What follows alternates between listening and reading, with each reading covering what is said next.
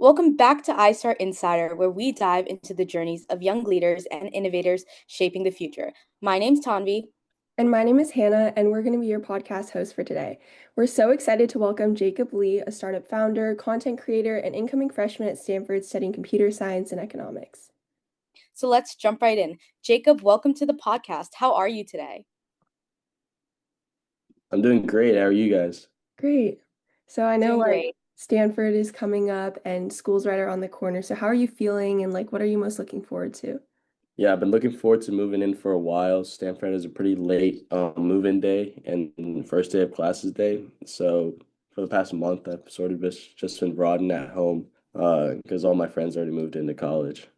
That's nice. So I know you're majoring in computer science and economics. Do you think you could talk a bit about why you chose that majors and maybe some specific experiences that pointed you down that path and how you see those aligning with your future career goals?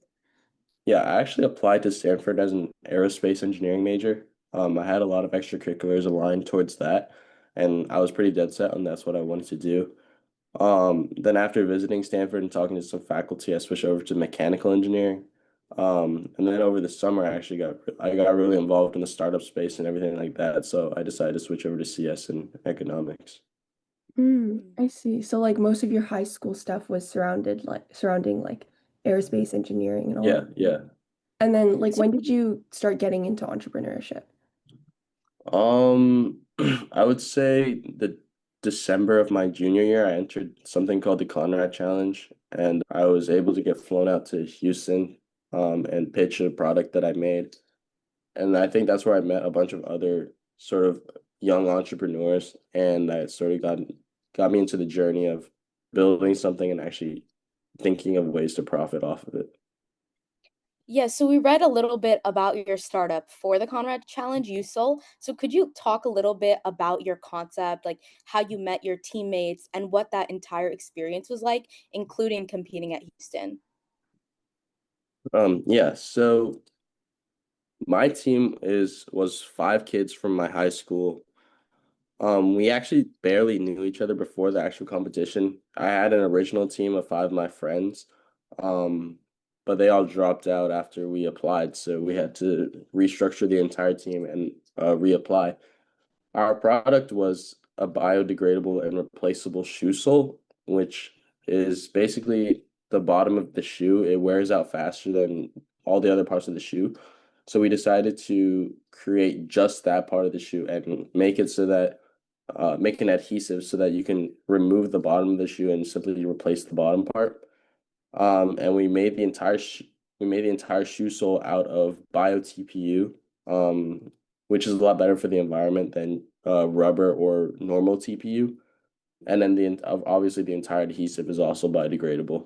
The startup itself, the entire product and prototype is completely it's not functional. We made it work for the demonstrations and for the actual competition itself. It was good for our team because each of us sort of specialized in our own thing. I guess I was more on the R&D side of things, and then I had teammates who were able to take care of the marketing and take care of the actual business. So we sort of locked in during winter break of junior year, and we went through all the stages of the Conrad Challenge. Obviously, finally being invited to Houston to pitch, we had to create, I think it was an 8-minute pitch in front of a group of judges that were specialized in the field of energy and the environment. And honestly, I think our pitch went decently well, but we didn't end up winning the pitch competition. During the pitch, it was super crucial for us to be extremely concise and to the point since the time limit was so small. And immediately following the pitch, there was a 20-minute Q&A, which I guess is where the actual tough part of the competition comes. So I guess we learned through that experience that especially in the startup and investor world, there's not a lot of room for fluff. Like you sort of just got to be straight to the point and you can't beat around the bush a lot. And that was a hard lesson that we had to learn during the pitch. And so we came back the next day during the expo event, which is where you set up a booth, and a lot of these judges and VIP members come around and they explore your product. So we tightened up our pitch for each of those mini pitches, and we were able to win the expo award. So I think that was a pretty good experience for all of us. Yeah, that's really cool, and inspiring to hear you say that. I think it's a lot of great information. Hannah and I also competed in the Conrad Challenge, so we can kind of relate to your journey in that aspect. But we also want to know, like, could you talk a little bit more about your startup experience, maybe necessarily outside of the competition space, like more in sort of like real life, and starting a startup without having that competition base? Like, for example, developing prototypes, reaching out to investors, obtaining patents and design patents and stuff like that. So, could you share some of your experience relating to startups outside of the competition space? Take Yeah. your time. Startups outside of the competition. In terms of patents, all my other projects outside the Conrad Challenge were software based. And I guess in the CS space, people don't normally apply for patents. They mostly just keep the code base private and then sort of pray that nobody else is able to reverse engineer their product. Obviously, for USOL and for Conrad, it was required for us to apply for a patent, so we did that. I would say my biggest project during high school outside of the Conrad Challenge was a mobile app we called Runway. It was an ed tech platform where users can basically scroll through like TikTok or Instagram. It's like a TikTok, Instagram based format where people scroll through, but instead of these short form videos, it was like short lessons on different STEM topics. And the whole point of it was to sort of identify what your niche and what your passion would be during high school for a specific STEM topic. So we would give different like CS lessons, engineering lessons, physics, chemistry, bio, anything like that. And after graduating high school, I got a lot more involved in the startup space, and I'm working on two right now. One is called Clin. I'm working on it with a junior from my high school. It's basically a huge database of internships and extracurricular opportunities. And we have a model that would scan users' resumes and match them to these different types of extracurriculars, and then basically draft cold emails to like professors who have similar research interests and send those along. And another one, it's called Evian. We built an ML model to convert RGB images to a certain type of crop health index. Currently, we're trying to stay bootstrapped, but we might have to raise in a little bit in order to build some infrastructure to handle larger amounts of data. But that's pretty much what got going on right now.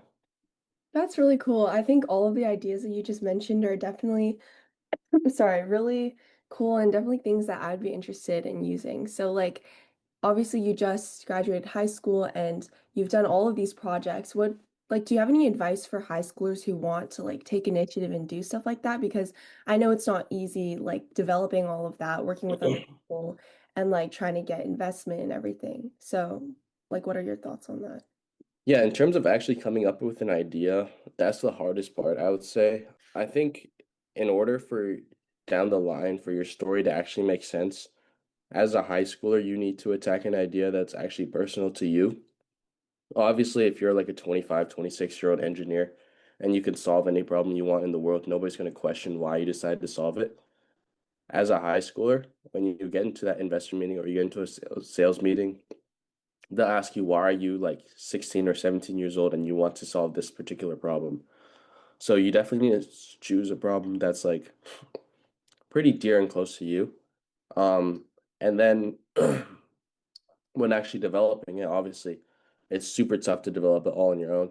You really want to find one or two people that are super committed. They don't even have to be the most cracked developers or anything like that. Just people that are committed to the cause and are willing to put in hours and hours every week. And then finally, when you actually get the product built out and you're trying to get it out there, you want to. A lot of people think that being young is sort of a disadvantage because people will look down on you and everything like that.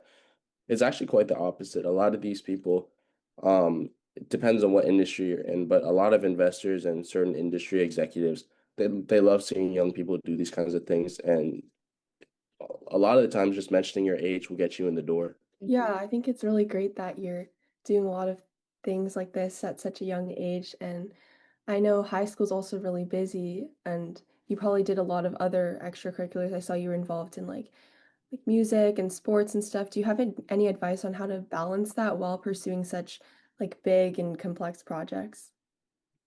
Um, yeah, the one thing that I like to tell people is that there usually is not actually a lack of time when it comes to these things. It's just how much you're willing to sacrifice in order to get these things done. I remember Conrad Challenge season was during basketball season as well. And I remember I would be, working on our pitch deck or our innovation brief, like in the locker room before a game or like in the car ride back from the game or stuff like that. So it all depends on, how much drive you have to actually complete the task. And then on top of that, obviously basic time management skills. You gotta be able to block out certain amounts of time and not go down a rabbit hole on one particular task. So if you're able to effectively manage your time and you're willing to make the necessary sacrifices in order to release a good product, then I think there should be no problem in completing all of these tasks. Yeah, absolutely. And the hard work that you've put into all your projects, it's very visible when you speak about what you do. We can tell the passion. I know, and our listeners will be able to as well. Um, and obviously, you are very successful. But I kind of want to like flip the table a little bit. I want to talk about, is there any like specific or significant struggle or obstacle you've overcame that led you to the position you are today at Stanford or with your startup? So anything significant, any thoughts about that? Um, Honestly, I like to think that my life was pretty easy up until this point. I had a lot of things fall into place in order for me to get here, but I would say the probably the most stressful and problematic period of my life was the college app season. It was pretty rough. I think a lot of people expect going into senior year that the hard part of high school is over because junior year is usually the most difficult season. So by the time I got to high school, I was sort of like locked out. I wasn't really trying to do and complete anything. And that's where like I completely lost all drive and motivation to actually succeed in any area of my life. And that included writing all of these college essays. So I procrastinated like crazy, writing everything and getting my entire app done. Eventually I had to, pull several all-nighters, speak to a lot of consultants and other friends that were able to read over my essays. And it was just a mad scramble, like the last 2 weeks before the college apps deadline. I remember that was just a like really, really stressful time in my life. Yeah, I know like college app season is definitely very stressful. I know Tommy's going through it right now, and a lot of our listeners probably are too. Would you say there's like one thing you wish you knew before going into the process that you would encourage our listeners and other people to keep in mind throughout the process? Yeah, I would definitely start a little earlier. Some people tell you to start like this summer, after your junior year, like June or July. I think that's too early. Maybe like mid-August you can start, but definitely start earlier. Don't start like October, like because that's a terrible time. And then block out like certain periods of your day every day to work on it, like 2 or 3 hours, because otherwise you'll end up editing your essays like all throughout the night. And that's just not like a pleasant experience because it will ruin the rest of your day. So block out certain amounts of time to work on your application and don't go above like and beyond that. And then just start a little earlier. It'll make the entire process a lot less stressful. Hmm. Well, obviously now you've gone through the college app process, so thankfully that's over and now you're headed to college soon. So I kind of want to talk about what you're working on right now. So obviously you've gone into content creation recently, which is actually how I reached out to you. So I was wondering what inspired you to start content creation and how that journey has been. Yeah, so I guess prior to actually beginning my channel, my feed started getting flooded by a lot of these content startup creators. I don't know if you heard like Mino Lee and like Prosper. A lot of these guys are just starting to create content and promoting their businesses and stuff like that. So that sort of inspired me to begin my own channel, as well as, I guess prior to that during the summer, I really had nothing to do. I was just wasting time all day. And I thought, the summer after my senior year, I should just chill out. But after a month or so, I just couldn't sit still anymore, and I had to actually get something done. So I started that channel, and I think it's brought a lot of good opportunities. I would heavily recommend anybody who's like even remotely interested in content creation to just try because it opens a lot of doors to a lot of opportunities. And you can meet a lot of cool people. Yeah, that's really great. Are there any things that, or like, do you think this is something you're going to continue, or what has been like the hardest thing with content creation? Yeah, so I sort of dug a hole for myself when I told everyone that I was going to post every day for 75 days until my Stanford move in. And by now I'm pretty burnt out, but there's only a couple of days left, so I'm trying to just grind it out until the end. I would say once school starts, I'll probably dial back on content creation just a little bit. Definitely not daily posts, but maybe 2 or 3 times a week. I think it's a lot more manageable. And I definitely like really want to keep those doors open because I've met so many amazing people and had so many cool opportunities in just like 2 or 3 months of posting. So I think just continuing that is just a good, side project as well as a means of connecting with people. Yeah, absolutely. We've been following your page for a little bit, and we noticed that in terms of talking about networking and connections, we noticed that you attended a Y Combinator party. If you're open to sharing, what has been your experience like as a startup founder right outside of high school, which you already touched on, but more specifically in terms of like getting those connections, especially at networking events such as the party.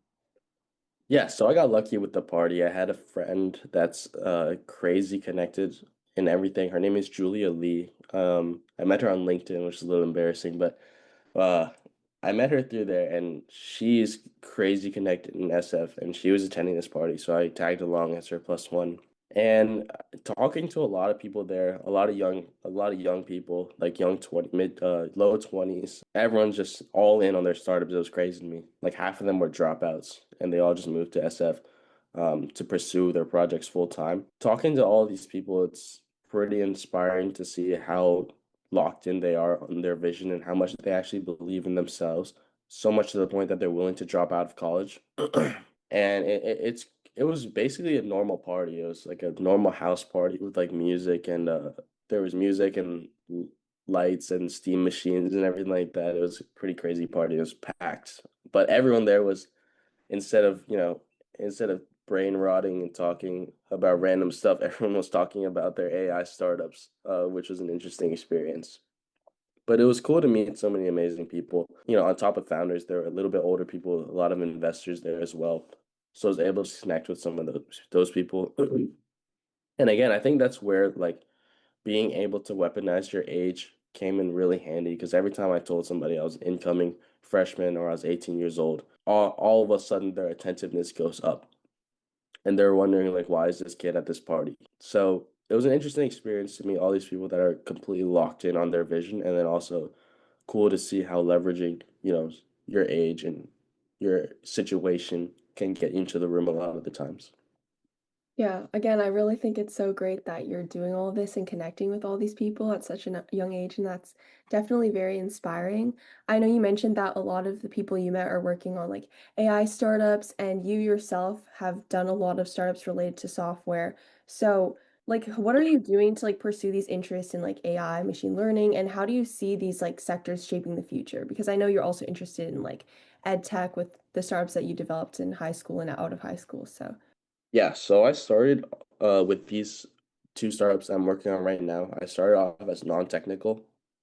I would say at the beginning of the summer, I was pretty unconfident in my coding and development abilities, but just getting involved in these startups has sort of forced me to get to know the build space a little bit better, actually understand the fundamentals of AI and ML and basic development. So I've been getting into that based on these startups, and I guess for the way that it would shape the future, it's hard to say a lot of the time. It depends on who you ask. Everyone has different opinions on how it's going to affect the job market and everything like that.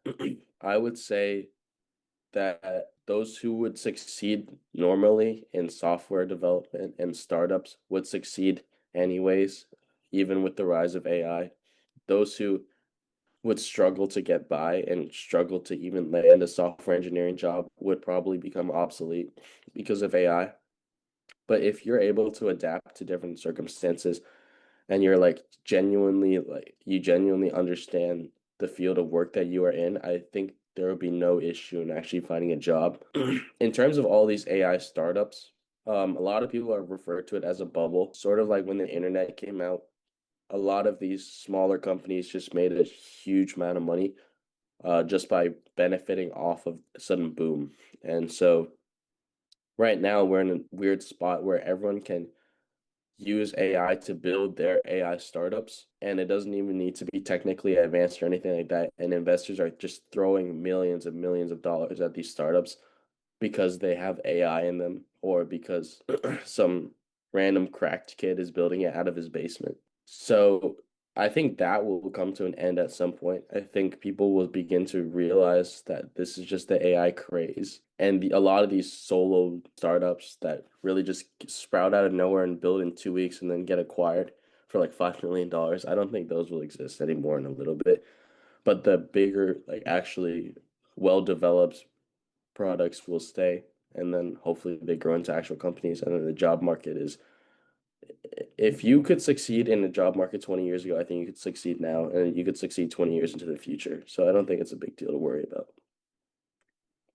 Absolutely. I think it's a very unique perspective, and we're really grateful that you shared that with us. So a little bit on the flip side, and a little bit unrelated, who is your biggest like role model or is inspiration? It doesn't have to be like someone super famous, or maybe it's like a family member or anything like that. Who would you say has been the person that influenced you to become the person you are today? Yeah, obviously there's a lot of like celebrities, influencers, and content creators that I look up to, and I look up to a different person in terms of each sector of my life. I would say most predominantly though, it would be my mom. She's if you look at her Instagram or TikTok feed, it's all these physics or software engineering videos. And she'll watch these for like 30 minutes every night before bed, and she wakes up the next morning and she comes into my room and starts talking about like the law, like I don't even know, like Newton's third law or some shit. I don't even know. But she just loves like spouting these random facts, and I think it's pretty inspiring for me because, she's already got it all figured out. I feel like she's got a pretty good career. I feel like she's making decent money and she's got a family and she's settled down and everything, but she still always wants to learn more. So I think that's pretty inspiring for me. I would consider myself as somebody who has not reached that level yet, someone who's not settled down and, still has a lot to prove. Uh, that if she is willing to learn so much, then, I really have no excuse just to be sitting around. That's really great. I think our parents are all very def a lot for a lot of us, definitely very big role models. And I think it's really great that you're learning a lot from your mom's experience and that she's inspiring you.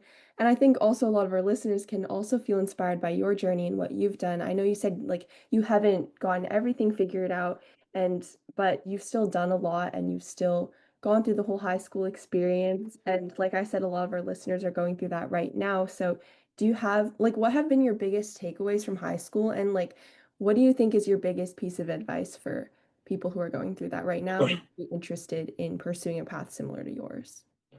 Yeah, so I think I got pretty lucky in high school. I went to a special program where, kids from around the county come and they all take a test, and then if you pass the test then you're allowed into the program. So as a byproduct of that, I guess everyone that surrounded me in the program was like hella cracked and everyone was super ambitious and pursuing their own things. So being around that group of people forced me and inspired me to, pursue my own sort of things. I truly believe that if you threw me into a group of people that, did not want to pursue anything, were happy with just getting by, I wouldn't have reached where I am today. So my biggest takeaway from high school is that, the people around you actually matter and will actually play a huge, huge role in your life, especially your friends, your closest friends. And my biggest piece of advice would be no matter where you are in high school, I would try to surround myself with these people. If you're friends with them, that's great. If you're not, just try to get in the same room as them and try to, see what they're doing, and hopefully that inspires you to do more. Yeah, that's a really great takeaway. I think that's definitely very important who you surround yourself with. Yeah, I think that's all we have for now, and I'm sure our listeners have a ton of great takeaways that they've taken from this. And I just wanted to thank you again for coming on the podcast today and taking the time, like answer our questions and let our listeners hear more about your journey. Thank you guys. Yeah, and then for everyone listening, please also go support Jacob's social media. I'm sure he has a lot of great content coming, and I encourage you all to follow along on his journey.